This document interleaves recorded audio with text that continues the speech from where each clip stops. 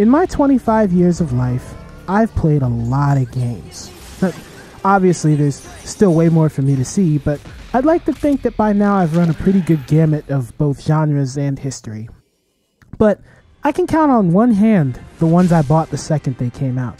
And then, also on that one hand, I could also count all the games I've ever spent more than 60 or 70 hours on. That said, let the fact that I pre-ordered Horizon Forbidden West, played it for over 100 hours, enjoyed every second of that time, and still wasn't even done the main story, help you understand just how thrilled I was to play it, especially after the original rocked my world 5 years ago. But things have changed since the first game came out. The world has changed, my perspectives have changed, my ability to be critical and try to think outside my biases has changed. The socio-political climate has changed, the gaming community has changed, and the dialogue surrounding open-world games has changed. And in the 120 plus hours that I spent on Forbidden West's grand episodic odyssey, not to mention the occasionally heated debates surrounding it, I thought hard on all these things, and more.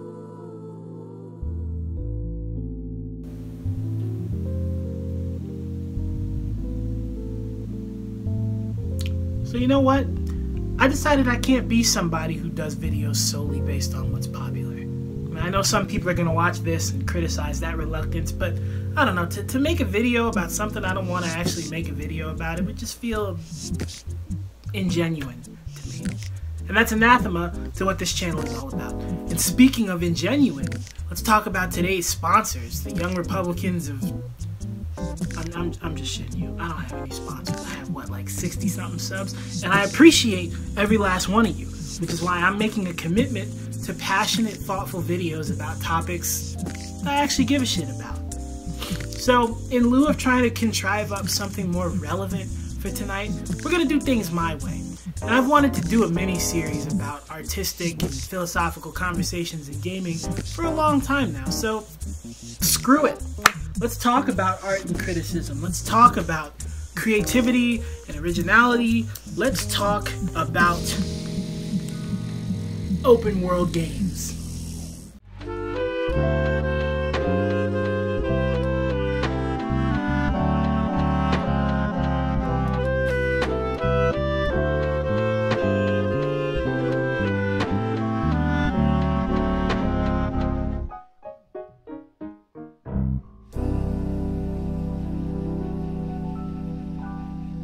To begin with, a brief trip into the past.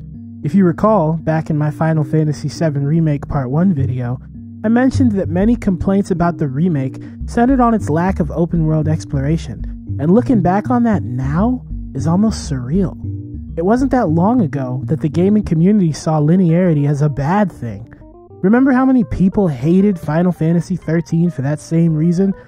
The same people that worship Final Fantasy X, yeah, but that's another conversation. Not to mention, the opening Midgar segment in the original wasn't open world either.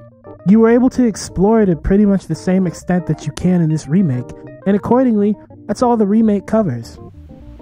So why do I bring this up? Well, there's this burgeoning school of thought in the gaming community. A school of thought that suggests that the open world has plateaued in its potential, and with this mindset has come a nostalgia for the days when linear games were more common.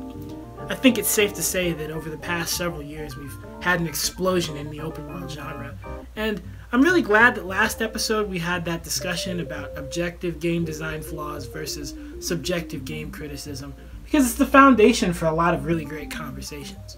You know, a few open worlds have been really truly awesome. Most of them have been middling or decent, but very seldom have they been so objectively mechanically terrible that nobody could enjoy them. And yet, we've still all seen this discussion of an oversaturation of overlong open world games. Right? First of all, understand that even though this video is meant to be an honest examination of the weaknesses of your typical open world game, when it comes to Horizon, which is one of the centerpieces of our conversation, because its contest against Elden Ring brought a lot of interesting conversations into vogue, I'm very biased. When Forbidden West was announced, it was like a revelation. An original IP from an established company that took some risks, did something new, and was rewarded for that. But see, now the pressure's on. the original blew our balls off, so this one better glue them back on, along with like 8 extra ones for good measure, take a sawed-off shotgun to all of them, put the ball giblets in a hydraulic press, post a video, get millions of views and comments talking about how satisfying it is. A corporation sees the potential, makes Soylent Green, except they don't call it that because the movie exists and people would know. The FDA catches them, asks how in the hell they thought they'd get away with all of it, and the people just go, well, with all those balls blown off by Horizon Forbidden West, we couldn't just let them go to waste. Except, it hasn't really blown a lot of balls off. At least not in the gaming community at large. I mean, it's been blowing mine off, it's been blowing other fans off, but why has there been so little buzz, relatively speaking? Well, let's go down the list of possibilities. The first is simply that the game is bad, right? Or at least not that good.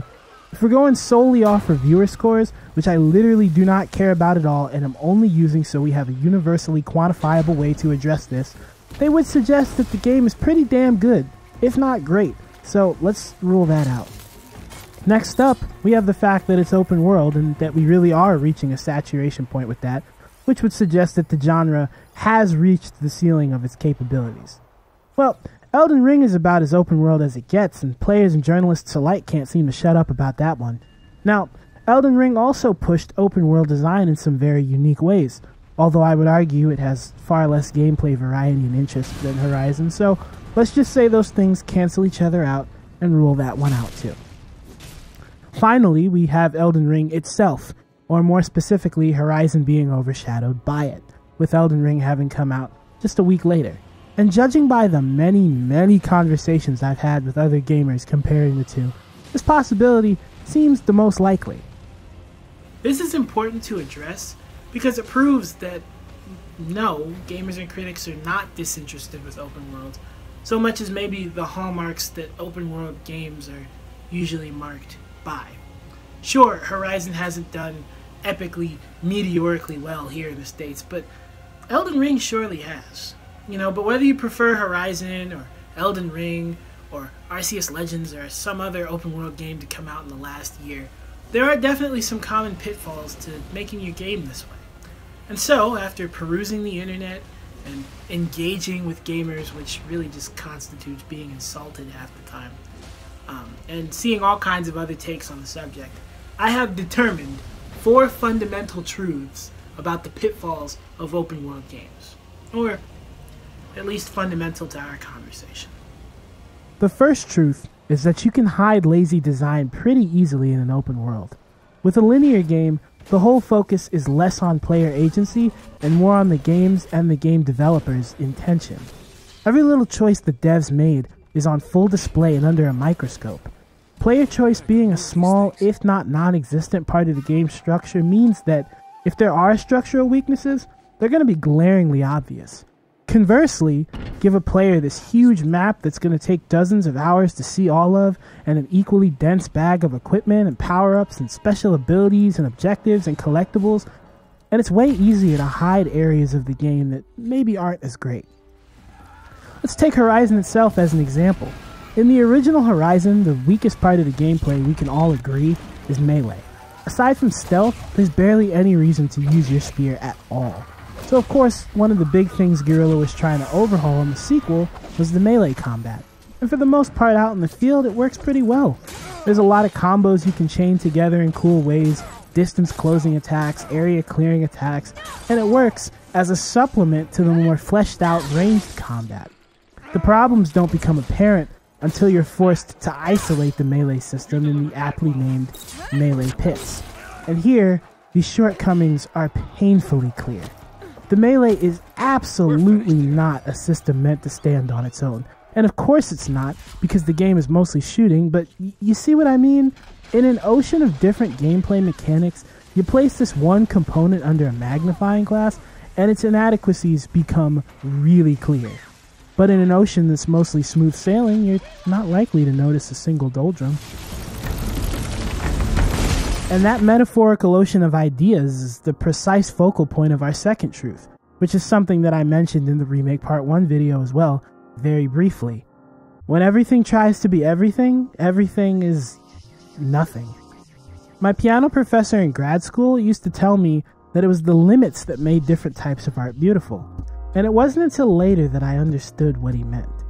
When you play your typical open world game, you'll get a grab bag of different mechanics that 15 or 20 years ago would have existed almost exclusively in isolation. You'll have some kind of ranged combat, some kind of melee combo-based combat, some kind of stealth, some kind of intricate platforming and climbing, even some kind of RPG-inspired branching progression system, maybe some light in-game puzzle solving. I mean, a lot of these games want to be Prince of Persia, Metal Gear Solid, Dark Souls, Kingdom Hearts, Skyrim, Uncharted, Zelda, and Tomb Raider all at the same time. Funny enough, this is a problem that gamers, whether they know it or not, have picked up on. If you remember, a few years back, a lot of people were complaining about how they felt like a lot of the bigger blockbuster AAA titles were all basically the same. This is what they were getting at. When every game tries to give you a smattering of everything, every game ultimately gives you an experience that doesn't feel that different from the last everything game you played. So, even though on the surface the ocean of ideas seems like a good thing, because who doesn't want lots of variety and choice, in the end, it can end up being like putting too many seasonings on a dish. You don't really taste anything. In an interesting way, this is actually something Elden Ring excelled in. Now, when it comes to Souls games, it's a love-hate thing for me. And it's not because I can't beat them. This is footage of me I'm showing right now. It's some of their design choices. And believe me, there's a video coming out for them eventually.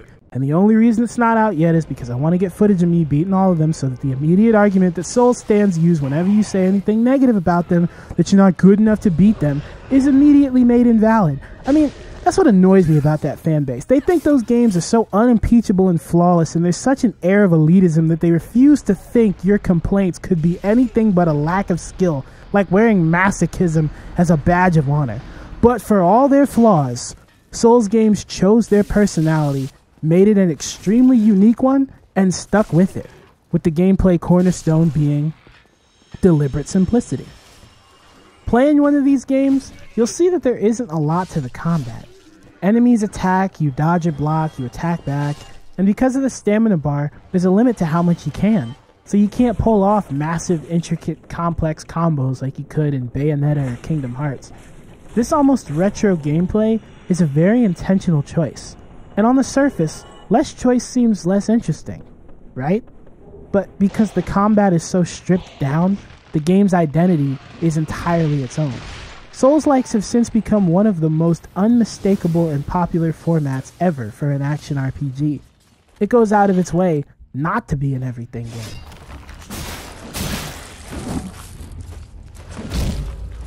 One of my favorite things about different types of art is how many things are universal between them. In this situation, specifically the idea of less being more. To return to my cooking simile, it's like a simpler combination of seasoning. Now, is this always true? Of course not. Sometimes more is more, like Muse or Meshuggah or the Gravity Rush 2 soundtrack.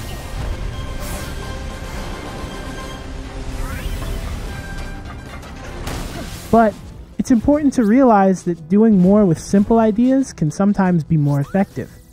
Part of why games like Celeste and Mario Odyssey are so beloved by gamers of all ages is that every ability was so simple in its conception, yet there were so many puzzles and activities structured around each of them. At the same time, this isn't to say that lots of gameplay variety means a game can't have its own identity.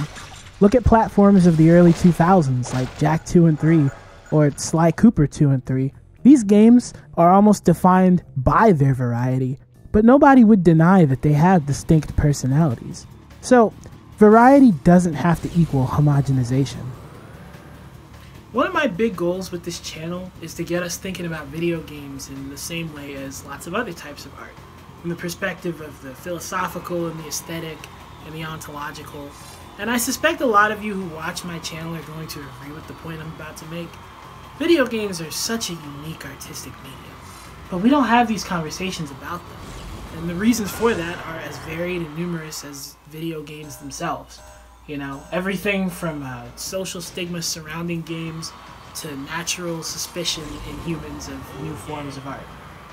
But the bottom line of it is, when every game tries to give you everything, that's a real easy way for every game to feel the same. The third truth is that the discourse surrounding whether we've reached an oversaturation point with the open world is primarily fueled by critics and reviewers. I don't see many regular players echoing the sentiment. I think I've said it here and there, but I'm not even sure I meant it that way. I think it was more like I was sick of every major series feeling like it had to try open world. It's like in the 90s and the early 2000s when every franchise felt like they had to try 3D.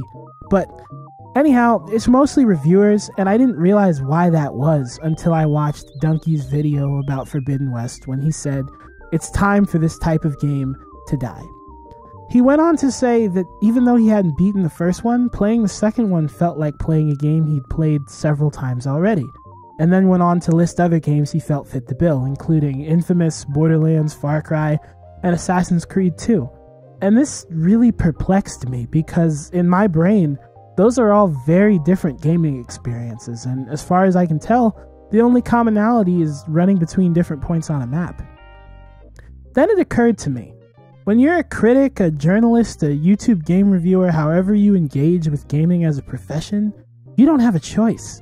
If it's a big game with a lot of energy behind it, you basically have to play it and do at least one video on it. And you know what? I dare to say, if I had to play every sandbox open world game that came out, I'd get sick of it too. Of course game reviewers feel this way. For them, there is an oversaturation because they have to play all of these games. Let's put it to an illustrative metaphor, right? Because I love doing those.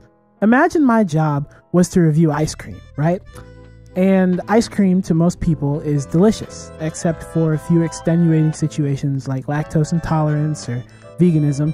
Ice cream is generally tasty and palatable. Now, there's lots of types of ice cream, but let's say that right now vanilla is popular.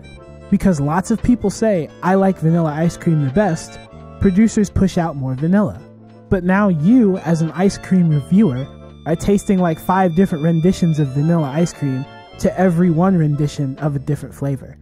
And even though all the ice cream you're eating, while maybe not artisan or the best you've ever had, is still tasty, you're understandably tired of vanilla because you have to eat so much of it. But for the average person who just buys one tub of their favorite brand, the amount of vanilla on the market is perfectly fine. Just replace ice cream with video games, vanilla with open world, and all the various words relating to eating and flavor with verbs and adjectives relating to playing video games and game genres. But still, how do you like that one? I'm trying to up the ante on these illustrative metaphors each time, but you get the point of what I'm trying to say, you know? In the end, human beings are always going to want something different. Finally, the fourth truth is that more intuitive, focused sandbox design will always be better than sheer quantity that is ultimately less meaningful. To me, in retrospect, this is why people loved Breath of the Wild so much. Personally, I don't think it's the greatest game ever made. It's not even my favorite Zelda game, because I thought it was a little lacking in terms of enemy and quest variety and puzzle depth by Zelda standards. But it's still an amazing game. Not because it gave you complete freedom in a massive world, that's easy to do, but because of how much you could do within the game with that freedom. You get all your abilities right at the start. Every weapon and object you find has so many different uses and applications, and how you mix and match them to interact with the world is up to you, with the world being designed to respond actively and dynamically to the player. But that tightness of design and extent of imagination and experimentation didn't have to come at the cost of a massive, beautiful world.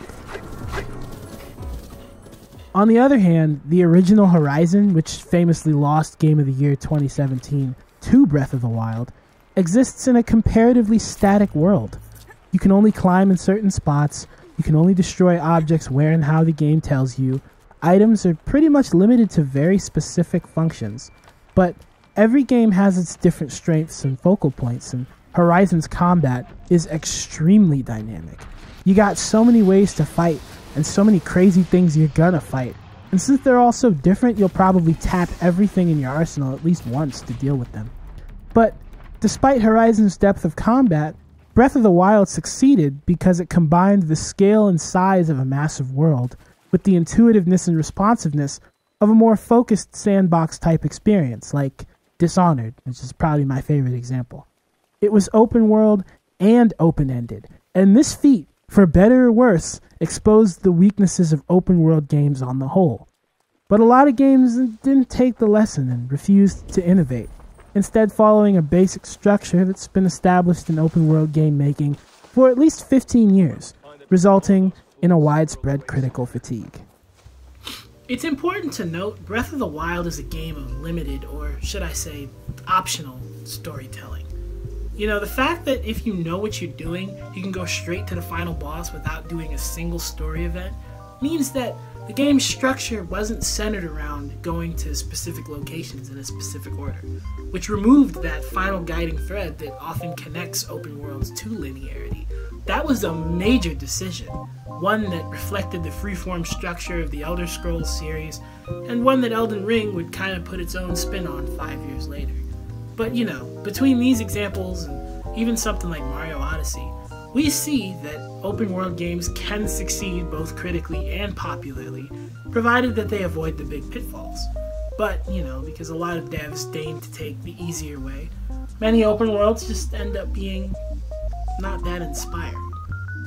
So, what the hell is the significance? Why are we talking about this? Well, aside from the fact that it's fun to look at a bunch of games and see what they have to say about trends in the gaming world, which, by the way, is what art historians do with both visual and auditory arts, there is, in fact, a larger point to this video. Conversations around open world games may center on a contemporary subgenre of a relatively new medium, but they continue conversations and trends within art that have been happening for hundreds of years. And the gaming space gives us a unique forum to look at the relationship between popular tastes, professional criticism, creativity and originality, and the art itself. Does popularity beget a lack of quality?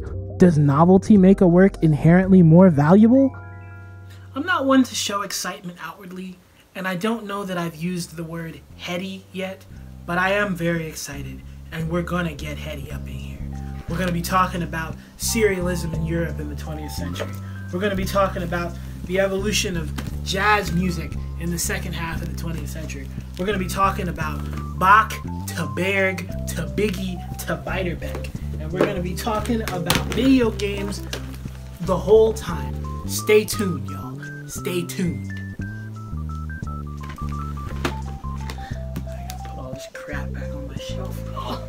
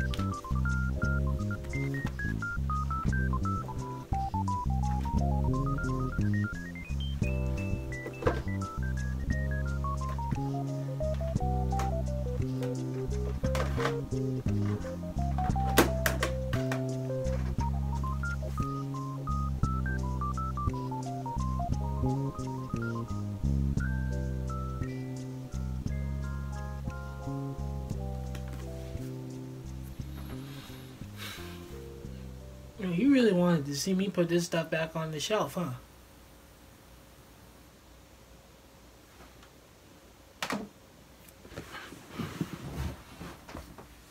That's it. That's all. I'm just putting stuff back on the shelf. There's no hidden surprise. What, you want me to flash you? See ya.